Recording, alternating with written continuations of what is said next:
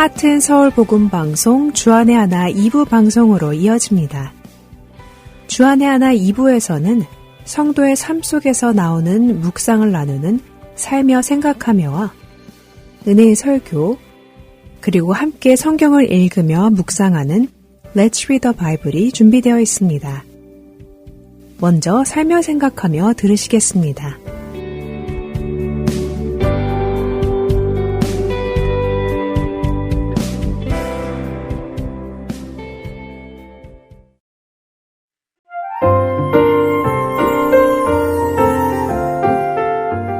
오늘은 강한규 성도의 이야기입니다.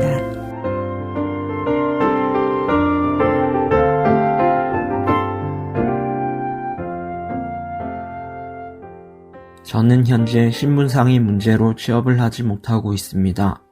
아내가 일을 하며 가정의 생계를 책임지고 있고, 저는 하나님께서 주신 귀한 선물인 아들 테오를 돌보며 집안일을 하고 있습니다. 테오를 볼 때마다 너무나 소중하고 귀한 아들이 우리 가정에 찾아왔음에 감사했습니다. 아이가 생겼다는 기쁨으로 하루하루가 행복했고, 바쁜 육아와 가사일도 즐겁게 감당했습니다. 그런데 테오의 돌이 지나면서 마음속에 어두운 생각들이 하나하나씩 고개를 들기 시작했습니다. 내 커리어는 어떻게 되는 걸까? 가족의 생계는 괜찮을까? 앞으로 신분 문제는 해결될 수 있을까? 이런 걱정과 불안이 꼬리에 꼬리를 물었습니다. 설상가상으로 한국에 있는 입사 동기들은 큰 프로젝트를 완수했다거나 좋은 회사로 이직했다는 소식이 들려왔습니다. 그런 소식들은 제 마음을 더욱 초조하게 만들었습니다. 나는 지금 뭘 하고 있는 건가? 육아와 집안일만 하면서 이렇게 살아도 되는 건가? 하는 깊은 회의감마저 들었습니다. 저는 하나님보다 세상에서의 저의 의미를 더 생각하고 있었고, 저희 삶의 미래에 더 관심이 있었습니다. 스스로의 힘으로 무언가를 이루어야 한다는 생각, 남들과 비교하며 뒤처진다는 불안감들이 제 생각 안에 차 있었지요. 그러던 어느 날 열왕기를 읽게 되었습니다. 읽어 내려가던 중 하나님의 말씀들이 제 가슴 깊이 꽂히기 시작했습니다. 하나님께서는 이스라엘의 왕들을 평가하실 때 그 왕이 얼마나 나라를 부강하게 했는지, 백성들의 살림을 얼마나 넉넉하게 했는지를 보지 않으셨습니다. 하나님이 보신 것은 오직 한 가지, 그 왕의 중심이 하나님께 향해 있었는지를 보셨습니다. 열왕기상 11장 9절에서 10절 말씀입니다. 솔로몬이 마음을 돌려 이스라엘의 하나님 여호와를 떠남으로 여호와께서 그에게 진노하시니라. 여호와께서 일찍이 2번이나 그에게 나타나시고 이 일에 대하여 명령하사 다른 신을 따르지 말라 하셨으나 그가 여호와의 명령을 지키지 않았으므로. 솔로몬이 다스리던 이스라엘은 점점 더 강해지고 재물은 넘쳐났죠. 그런데 그 번영 속에서 솔로몬의 마음은 조금씩 하나님에게서 멀어졌습니다. 나라를 부강하게 하는 일은 성공했지만 정작 하나님과의 관계는 식어버리고 멀어졌습니다. 말씀을 읽는 순간 깨달았습니다. 하나님께서 저를 보실 때도 똑같으시리라는 것을요. 하나님은 제가 얼마나 좋은 직장을 가졌는지, 가족의 생계를 얼마나 잘 책임지는지를 보신 것이 아니라 제 마음의 중심이 하나님께 향해 있는지를 보고 계신다는 것입니다. 열왕기상을 계속 읽으면서 저는 우상에 한눈 팔지 않고 하나님께 등 돌리지 않고 오늘도 하나님을 쫓아 하나님 가까이에 사는 것이 하나님께서 저에게 원하시는 삶이라는 확신이 생겼습니다. 또 그렇게 살아갈 때에 만물을 다스리시고 먹이시는 하나님께서 능히 저와 제 가족에게 필요한 것들을 공급하시고 채워주실 것이라는 확고한 믿음도 생겨났습니다. 그리고 그 확신이 생기고 나니 복음을 전하고 싶은 마음이 자연스럽게 솟아났습니다. 그런데 때마침 전도사님께서 청년부 사역에 간사로 동참하지 않겠냐는 제안을 해주셨고 저는 주저없이 예라고 대답했습니다. 제가 만약 불안함 가운데 매여 있었더라면 결코 청년부 사역에 동참하지 못했을 것입니다. 시간이 지났습니다. 저희 지금의 상황은 달라졌을까요? 그렇지 않습니다. 신분 문제도 커리어의 공백도 여전히 남아 있습니다. 그러나 이제는 저를 옥죄던 불안의 사슬이 하나님의 말씀으로 끊어졌습니다. 모든 것이 합력하여 선을 이루어 가시는 하나님의 손길을 하루하루 기대하며 살아가고 있습니다. 태초 전부터 저를 향한 구원의 계획을 세우시고 여태까지 신실하게 일하셨던 하나님께서는 능히 제 앞길을 그분의 뜻대로 선하게 인도하실 줄 믿습니다. 혹시 지금 비교와 불안 속에 있거나 세상의 기준으로 자신을 재고 있는 분이 계신가요? 세상을 바라보며 느끼는 불안의 그 눈길을 하나님께로 돌려보시기 바랍니다. 하나님은 우리의 성과가 아닌 우리의 중심을 보십니다. 그렇기에 여러분의 중심을 하나님께로 향하시기를 바랍니다. 하나님의 그 크신 은혜에 감사드립니다.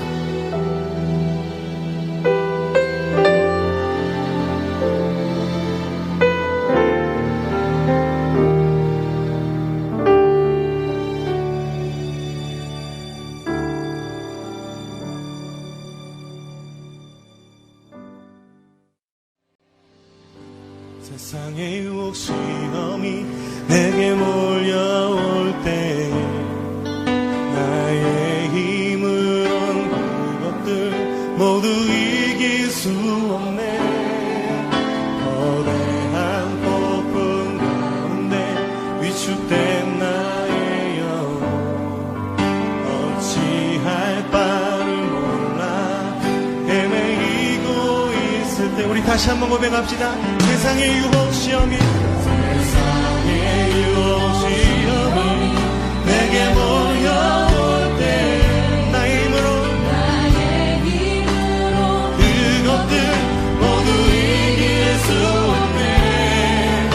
거대한 폭풍 가운데 위축된 나의 영혼 어찌할 바를 몰라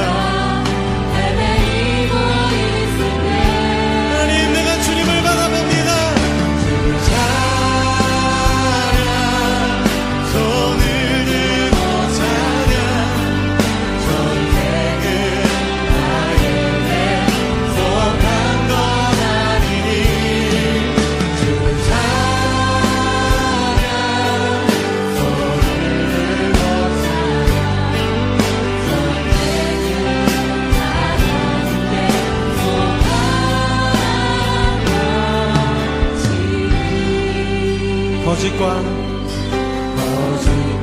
속임수로 가득 찬 세상에 어디로 갈지 몰라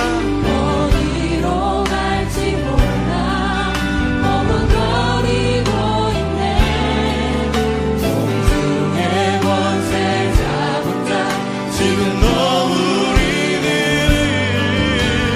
은혜와 절망으로 넘어뜨리려 우리 목소리 높여 다시 한번 고백합시다. 주위를 둘러보며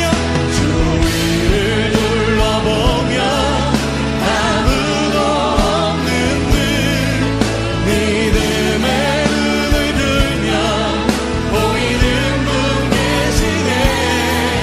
지금도 내 안에서 역사하고 계시는 사망과 어둠의 권세 물리치신 예수님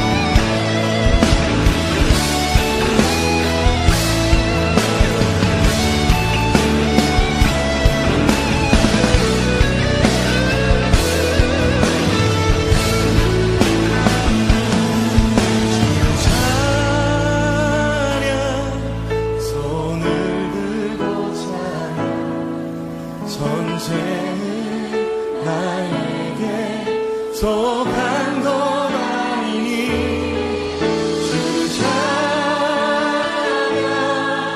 손을 들고 찬양 전쟁은 하나님께 속한 것이니 전쟁은 하나님께 속한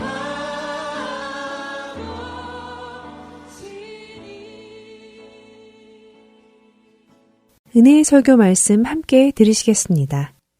오늘은 서울 오면동 교회 정준경 목사님께서 요한복음 18장 28절부터 32절까지의 말씀을 본문으로 모순이라는 제목의 말씀 전해주십니다. 은혜 시간 되시길 바랍니다.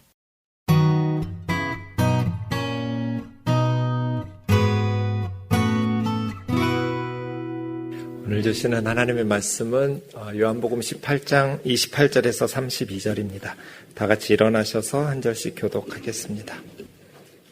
그들이 예수를 가야바에게서 관정으로 끌고 가니 새벽이라 그들은 더럽힘을 받지 아니하고 유월절 잔치를 먹고자 하여 관정에 들어가지 아니하더라. 그러므로 빌라도가 밖으로 나가서 그들에게 말하되 너희가 무슨 일로 이 사람을 고발하느냐. 대답하여 이르되 이 사람이 행악자가 아니었더라면 우리가 당신에게 넘기지 아니하였겠나이다.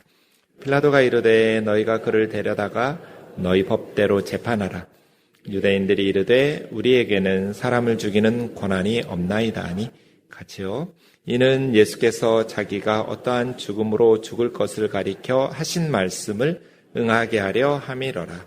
아멘. 이 시간 오늘 본문을 통해서 참된 신앙이 무엇인지 살펴보고자 합니다.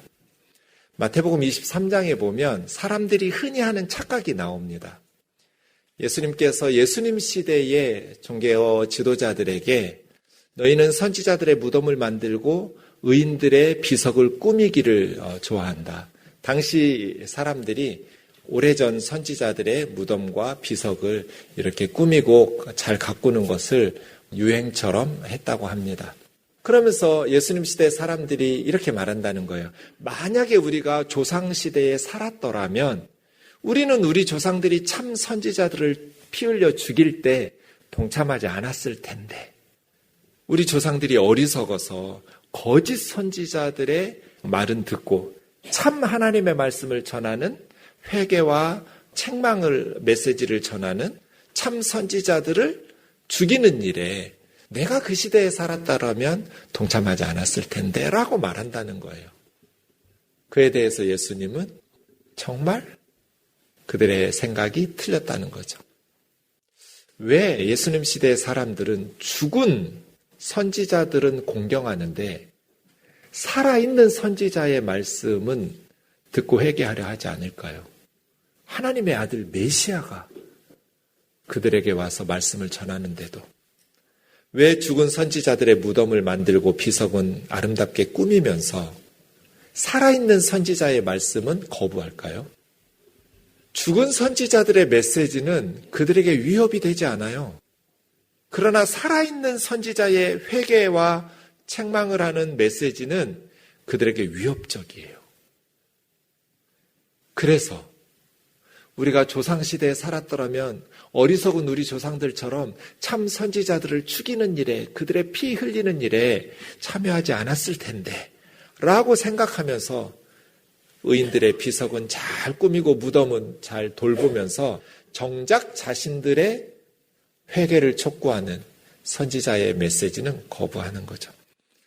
예수님이 성전 청결 사건을 하시면서 유대 종교 지도자들에게 만민이 기도하는 하나님의 집에서 강도의 소굴로 만들어 놓고 강도짓 하고 있다고 책망하셨잖아요. 이 대제사장들, 서기관들, 백성의 지도자들이 선지자들 무덤 만들고 비석 꾸민 사람들이에요. 죽은 선지자들은 공경하는데 살아있는 하나님의 아들의 메시지는 받아들여 회개하려고 하지 않아요. 오히려 그런 메시지를 전하는 예수님을 죽이려고. 그럼 그들의 조상들이 한 짓하고 뭐가 달라요? 왜요? 계속해서 예루살렘 성전에서 강도짓을 하고 싶으니까. 강도짓을 멈출 마음이 없거든요. 아무리 거룩한 단어들을 사용해서 숨기려고 해도, 아무리 거룩한 직분을 가지고 거룩한 예복을 입고 거룩한 종교 예식을 행하면서 거룩한 성경의 단어들을 사용하지만 강도짓이에요. 예수님은 그들이 예루살렘 성전에서 강도짓하고 있다고 폭로하셨어요. 거룩한 척하지만 그들의 행위는 하나님을 섬기는 참된 예배가 아니라 하나님을 이용한 강도짓이었다고 예수님은 책망하시는 거죠. 그 책망을 듣고 회개하지 않고 그 책망이 자신들에게 위협적이라고 생각하니까 예수님을 죽이기로 작정하는 것입니다. 오늘 본문은 온갖 모순으로 가득합니다. 이방인인 로마 총독 빌라도는 예수님을 풀어주고 싶어 해요. 그런데 정작 메시아를 누구보다도 환영하고 도와서 하나님의 나라를 이루어야 될 제사장들과 서기관들, 유대 종교 지도자들이 예수님을 죽이려고 해요. 이방인은 살려주려고 하는데 유대인은 죽이려고 해요. 28절에 보면 가야바의 대제사장의 뜰에서 이제 빌라도 총독이 머무는 관정으로 예수님이 금요일 새벽에 옮겨졌습니다. 28절에 보면 유대 종교 지도자들이 더럽힘을 받지 않고 유월절 음식을 먹으려고 빌라도 총독의 관정에 들어가지 않았다. 그래서 29절에 빌라도 총독이 대문 밖으로 나와서 무슨 일로 이 사람을 고발하느냐고 묻는 장면이 나옵니다. 유월절에 있어서 가장 예나 지금이나 중요한 것은 집에서 누룩을 제거하는 겁니다. 출애굽기 12장 유월절 규정에 보면 누룩이 집에서 발견되지 않도록 하라는 말씀이 여러 번 나옵니다. 7일 동안 유월절을 지키는 동안에 어떤 유대 집에서도 누룩이 발견되면 안 됩니다. 혹시 실수로라도 누룩이 들어있는 음식을 먹으면 외국인이든지 본국에서 난다든지 이스라엘 백성에서 끊어진다는 무서운 말씀이 이어지고 있습니다. 그래서 지금도 유대인들은 유월절을 준비할 때 몇 주 전부터 집에 있는 누룩들을 제거하려고 심혈을 기울입니다. 누룩을 제거할 뿐 아니라 저렇게 마을의 공터에서 누룩이 들어있는 빵이나 음식들을 불태우고요. 또 심지어 누룩을 사용했던 부엌의 도구들까지 끓는 물에 삶아서 누룩을 완전히 제거하려고 합니다. 질문이 생깁니다. 누룩을 판매하는 가게나 누룩이 있는 음식들을 판매하는 그런 도구들을 판매하는 이런 사람들은 어떻게 할까요? 잠깐 이방인들에게 팔았다가 6월절 명절이 끝나면 다시 돈 주고 돌려받습니다. 지금 그렇게 하고 있어요. 어쨌든 6월절 기간 동안에는 누룩을 제거해야 돼요. 왜 유대 종교 지도자들이 빌라도 총독의 관저에 들어가지 않고 자신을 더럽히지 않고 6월절 떡을 먹으려고 총독을 밖으로 불러냈어요? 빌라도 총독은 로마 사람이니까 누룩을 제거하지 않아요.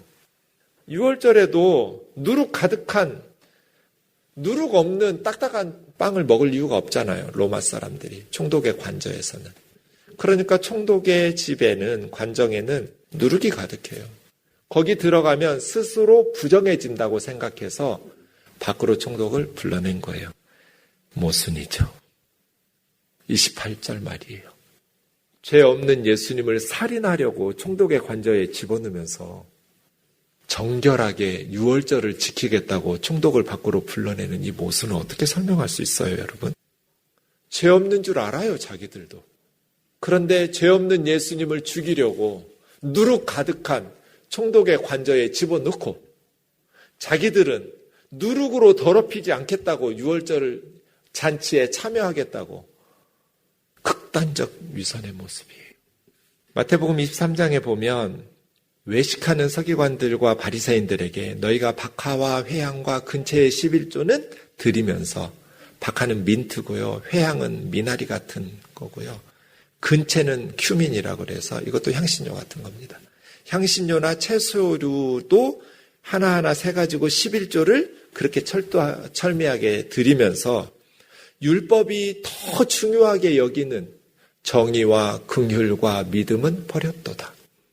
11조 한 개 잘못했다는 게 아니라 이것도 행하고 저것도 버리지 말라는데 더 중요한 게 뭐예요, 여러분?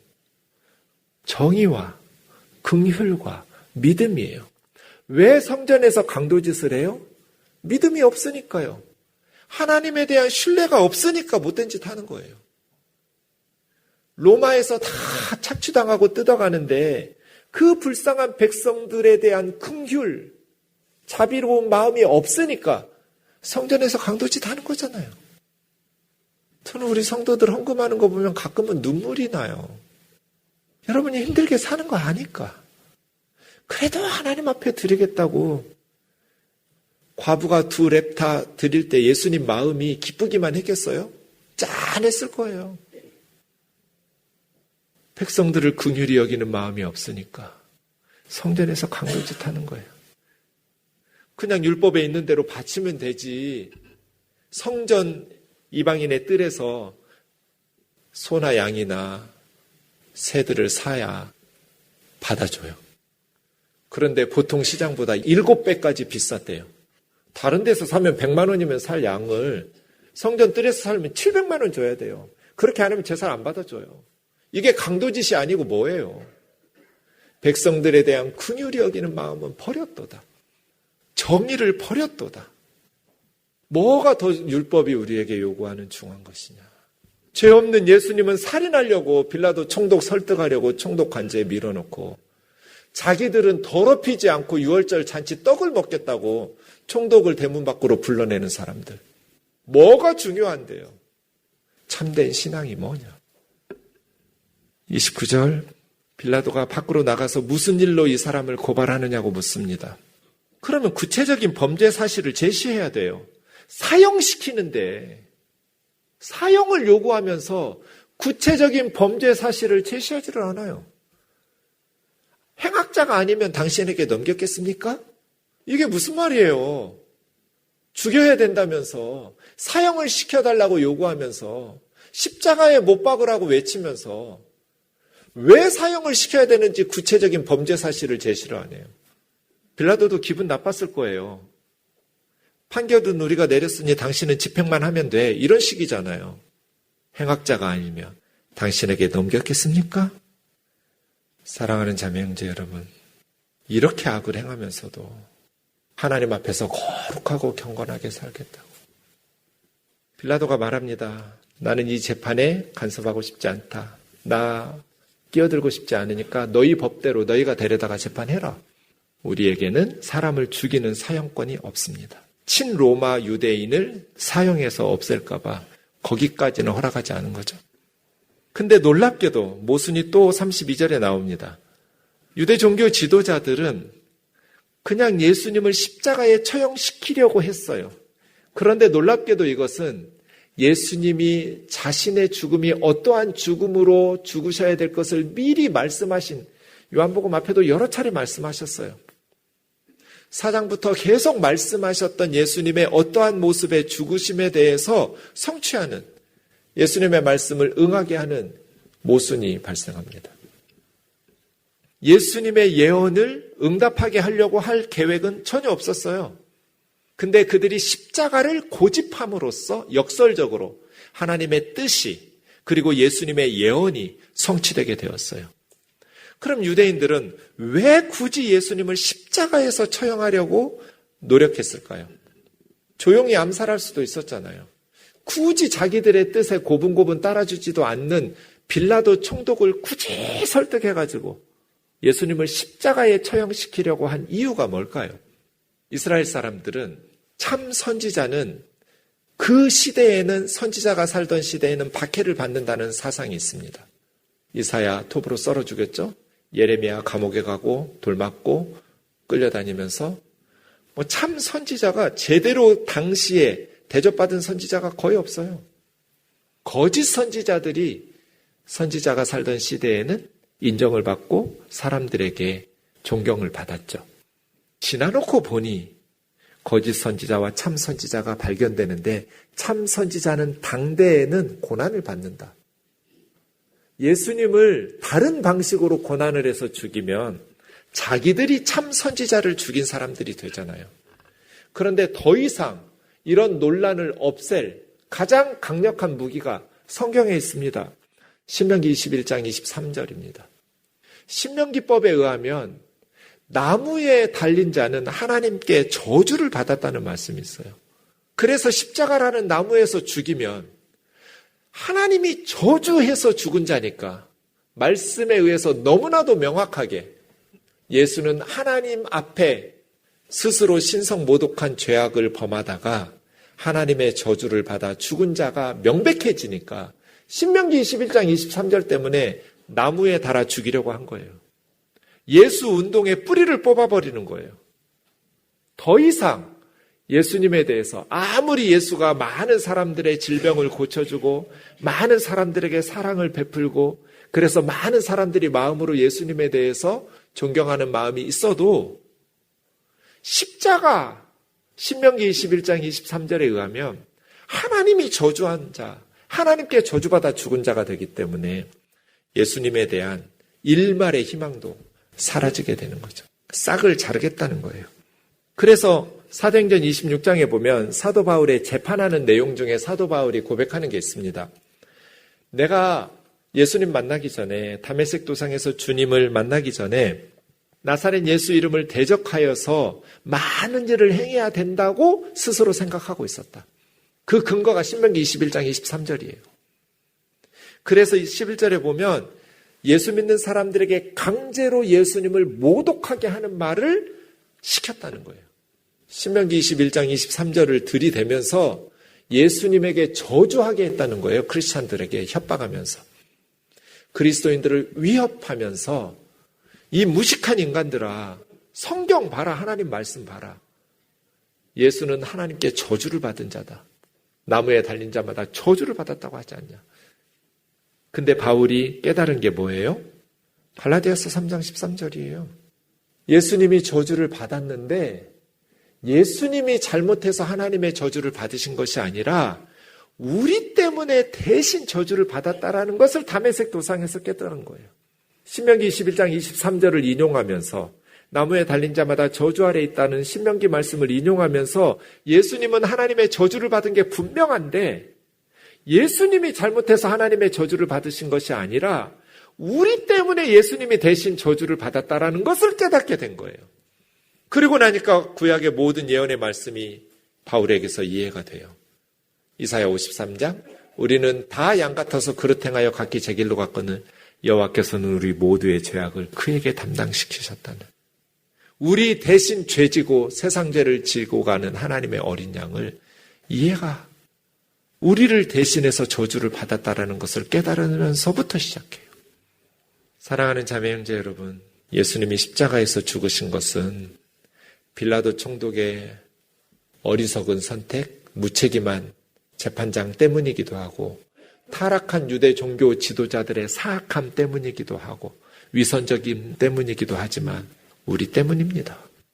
죄사함 받고 구원받아야 될 하나님의 백성들 때문에 예수님은 저주받아 죽으시고 십자가에 벌거벗고 못 박혀서 죽임 당하신 겁니다. 마태복음 23장에 착각이 우리에게는 없을까? 예수님 시대 사람들만 죽은 선지자들은 공경하고 살아있는 선지자들을 죽이는 모순에 빠질까? 우리에게는 이런 신앙의 왜곡은 없는가? 위선은 없는가? 참된 신앙이 무엇인가? 우리는 예수님의 제자답게 살고 있는가? 큰 교회만 문제입니까? 아닙니다. 저 언론에 있는 것처럼 작은 교회 목사들도 우리 성도 몇 명인데 한 명에 얼마씩 계산해가지고 권리금을 받아가요. 큰 교회나 작은 교회나. 목사들만 문제입니까? 성도들은 지금 예수님의 제자답게 살고 있습니까? 교회를 교회답게 만들고 하나님의 자녀답게 살아내고 있습니까? 정의와 긍휼과 믿음으로 살고 있습니까? 하나님에 대한 믿음보다 세상의 돈이나 권력을 더 추종하면서 살아가고 있지는 않습니까? 자신의 욕망을 위해서 경제적 이익과 정치적 권력을 활용하기 위해서 예수님을 이용하고 끌어들이는 것. 마태복음 7장에 보면 남의 눈에 티는 잘 보이는데 내 눈에 들보는 안 보인다고 주님이 말씀하셨어요. 네 눈 속에 들보가 있는데 어찌하여 형제에게 티를 빼게 하라고 말하느냐. 먼저 네 눈 속에 있는 들보를 빼어라. 우리는 우리 눈에 있는 들보는 잘 안 보여요. 남의 눈에 티는 잘 보이는데 내 눈 속에 들어있는 들보는 잘 안 보여요. 그래서 이런 모순에 빠집니다. 플러신학교 총장을 했던 리차드 마우가 무례한 기독교라는 책에서 이렇게 말합니다. 시민 교양의 영성은 반드시 자기 비판의 요소를 갖춰야 한다. 성숙한 영성을 가지려면, 성숙한 시민의식을 가진 바른 성경적인 영성을 가지려면 반드시 자기 비판의 요소가 있어야 된다. 정직한 눈으로 자신의 동기와 목적을 살펴보아야 한다. 내가 참된 예수님의 제자인가? 내 신앙이 바른 신앙인인가? 이 무례한 기독교에는 지옥에 대한 이야기도 나옵니다. 지옥에 대한 개념이 무례한 개념인가? 그렇지 않다고 말합니다. 어떻게 하나님이 지옥에 사람들을 보내실 수가 있어? 성경이 지옥에 대해서 말하는 세 가지 진리는 이렇습니다. 지옥을 성경이 실제한다고 말하는 것은 그만큼 인간의 죄가 심각하다라는 것을 드러낸다. 인간의 죄는 작은 실수가 아닙니다. 아이들 하는 거 보세요. 자기들이 따돌려서 괴롭힘 당한 아이가 스스로 목숨을 끊고 날마다 죽고 싶은데 그 아이는, 가해자들은 장난이에요. 실수예요. 죄가 얼마나 심각한지 몰라요. 지옥의 실제는 인간의 자유의 중요성을 강조해줘요. 하나님은 인간의 자유의지를 주셨고 하나님은 인간의 자유로운 선택을 존중하셔요. 그래서 이 지옥은 최종 심판이 하나님 손에 있음을 가르쳐줘요. 하나님은 우리가 선택한 인생의 최종적인 운명을 결정하시는 유일하신 분이시다. 지옥이 없으면 히틀러는 좋겠죠. 김일성은 너무 행복하겠죠. 죽어서 벌도 안 받아요. 그러나 성경은 그렇게 말씀하시지 않아요. 인간의 죄는 심각하다. 하나님의 가슴이 찢어지고 인간이 죄를 범하면 하나님은 탄식하며 슬퍼하신다. 그리고 하나님은 인간의 자유를 주시고 그 자유로운 선택을 존중하신다. 모든 사람이 천국에 와서 살기를 원하시지만 인간의 선택을 존중해서 지옥으로 보내신다. 그래서예요. 우리는 죄의 심각성을 기억해야 돼요. 왜 예수님이 십자가에서 죽으실 수밖에 없었는지 내 죄의 심각함을 말씀의 거울 앞에 비추어 보고 예수 그리스도의 십자가 외에는 소망이 없는 자였다라는 것을 고백해야 돼요. 깨달아야 돼요.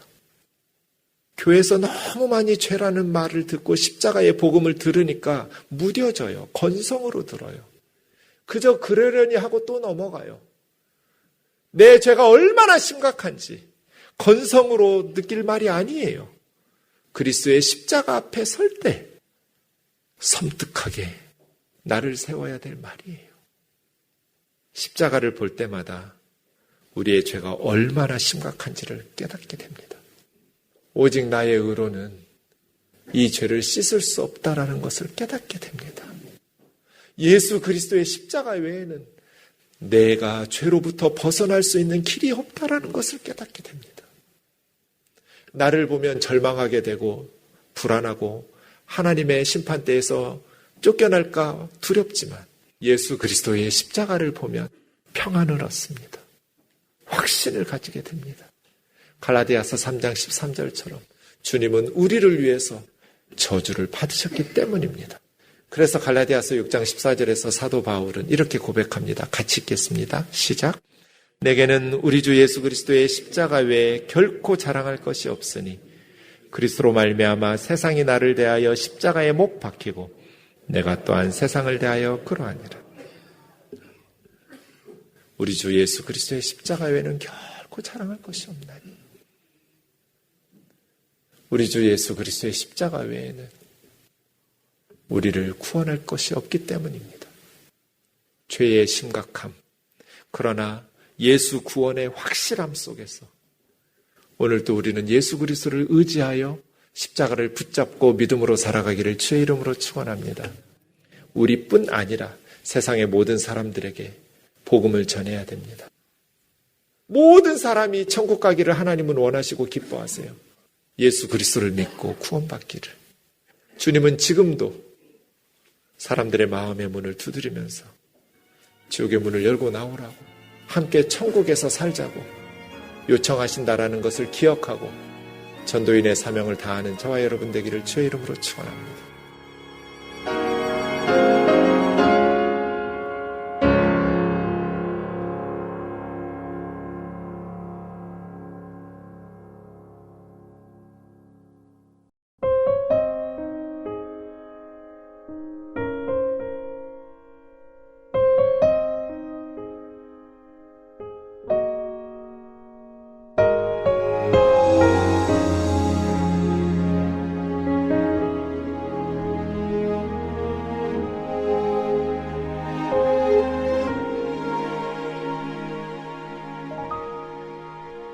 푸른 바다 나서니 몸 어디든지 가오리다.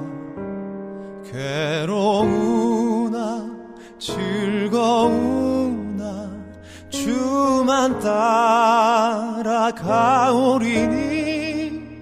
어느 누가 막으리까. 죽음인들 막으리까. 어느 누가 막으리까. 죽음인들 막으리까.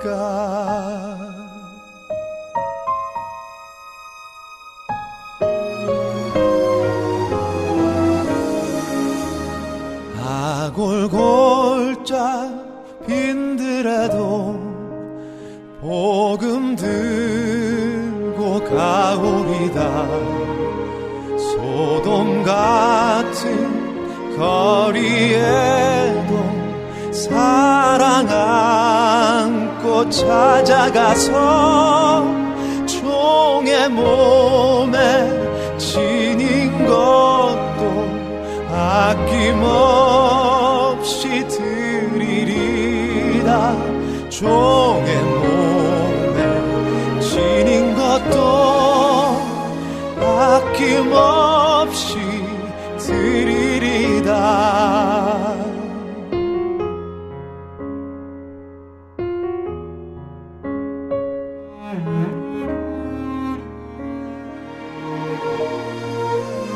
존귀 영광 모든 권세 주님 홀로 받으소서.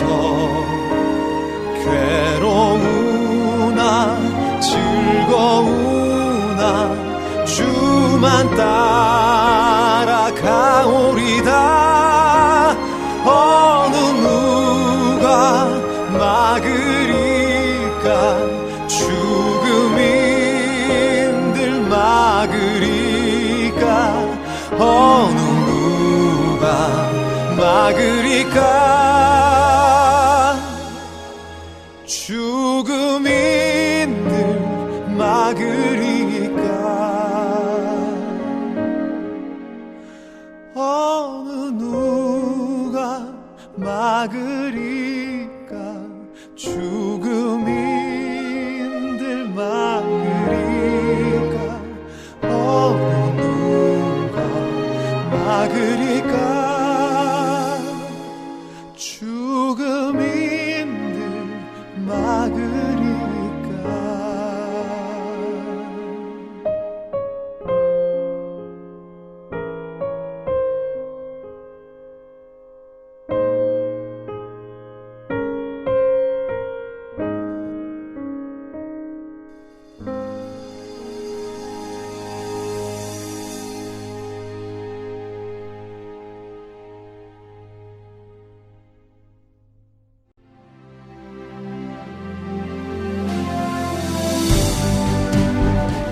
할트앤서울 복음방송의 사역은 청취자 여러분의 소중한 후원에 힘입어 이루어져 가고 있습니다.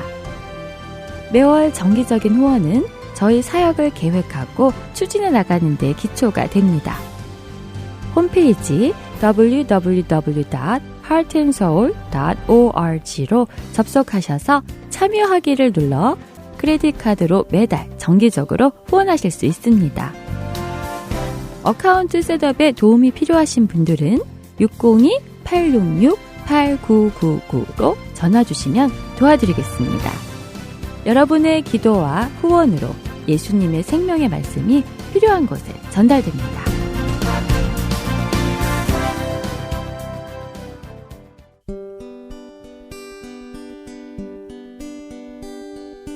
기쁜 소식 사랑으로 땅끝까지 전하는 Heart and Soul.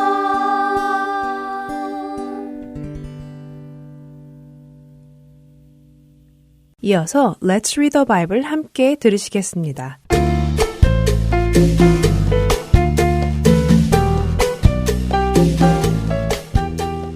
애청자 여러분 안녕하세요. Let's Read the Bible 진행의 이세진입니다. 하나님의 성품을 나타내는 여러 표현들 중에 노하기를 더디하시고 오래 참으시는 하나님이라는 표현이 있습니다. 하나님을 잘 모르는 사람들은 하나님이 심판하시는 두려운 하나님으로만 생각하기도 합니다. 또한 요한계시록을 읽어가며 하나님의 그 심판을 두렵게만 보는 사람들도 적지 않죠. 하지만 지금까지 우리가 요한계시록을 함께 읽어오면서 보았던 것은 하나님은 노하기를 더디하시는 오래 참으시는 하나님이시라는 표현이 참된 표현이라는 것입니다. 하나님의 오른손에 있던 임봉된 두루마리의 인이 하나하나 떼어지면서 그 7인이 7 나팔로 이어지고 7 대접으로 이어지는 것을 보며 우리는 오래 참으시는 하나님을 보았습니다. 하나님의 목적은 심판에 있지 않았고 사람들이 회개하고 돌이켜 하나님의 심판으로부터 보호받기를 원하고 계심을 볼 수 있었죠. 그리고 하나님은 인류의 마지막에 인류에게 또 한 번의 기회를 주시며 기다리고 계심을 봅니다. 지난 시간 보았던 요한계시록 20장 1절에서 6절에 하나님께서는 천사를 보내셔서는 사람들을 미혹하던 사탄을 결박하여 무저갱에 가두십니다. 그리고는 이 세상에 살아남은 사람들은 1000년이라는 시간 동안 예수 그리스도와 성도들의 다스림을 받으며 하나님의 말씀을 배우는 시간을 가지지요. 그 1000년의 시간 동안 살아남은 사람들은 예수님을 직접 보고 그분의 말씀을 들으며 죽음에서 부활한 성도들도 만나게 됩니다. 하나님의 말씀이 사실이라는 것을 직접 보고 듣고 경험하게 되죠. 이렇게 직접 보고 듣고 경험하게 되면 사람들은 하나님을 믿을까요? 하나님이 창조주이시고 모든 것의 주인이신 것을 알고는 그분 앞에 자신들의 죄를 회개하고 하나님의 자녀가 되기로 선택할까요? 오늘 함께 읽을 요한계시록 20장 하반부의 말씀에서 우리는 그 결과를 보게 됩니다. 1000년을 예수님과 성도들의 다스림을 받은 사람들에게 사탄은 1000년 만에 다시 나와 사람들을 미혹합니다. 그리고 안타깝게도 많은 사람들이 그 미혹에 빠져 다시 하나님을 대적하기로 결정하죠. 하나님은 마지막까지 그들에게 1000년이라는 회개의 시간을 주셨지만 많은 사람들은 여전히 하나님보다는 사탄의 미혹에 빠져 하나님을 대항합니다. 이제 모든 것은 끝났습니다. 하나님은 하나님을 대적한 사탄을 영원히 타는 불못에 보내어 심판하십니다. 그 후 태초로부터 이 세상에 태어났다 죽어간 모든 사람들을 하나님의 심판대 앞으로 불러오십니다. 그리고 하나님의 사랑의 초청을 거부하고 사탄을 따르기 결정한 모든 사람들을 사탄이 있는 그곳에 보내십니다.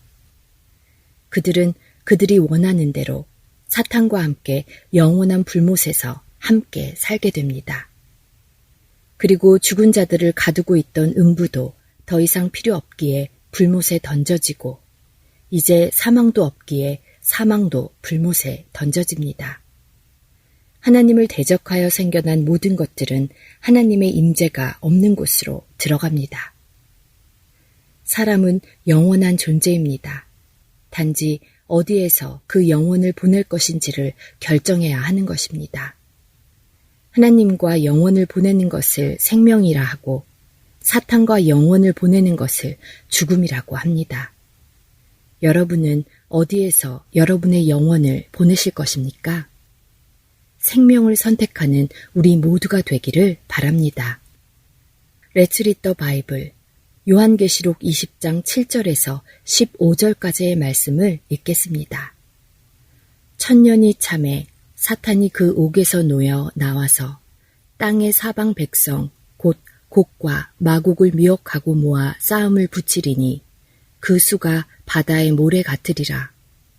그들이 지면에 널리 퍼져 성도들의 진과 사랑하시는 성을 두르매 하늘에서 불이 내려와 그들을 태워버리고 또 그들을 미혹하는 마귀가 불과 유황못에 던져지니 거기는 그 짐승과 거짓 선지자도 있어 세세토록 밤낮 괴로움을 받으리라. 또 내가 크고 흰 보좌와 그 위에 앉으신 이를 보니 땅과 하늘이 그 앞에서 피하여 간데 없더라.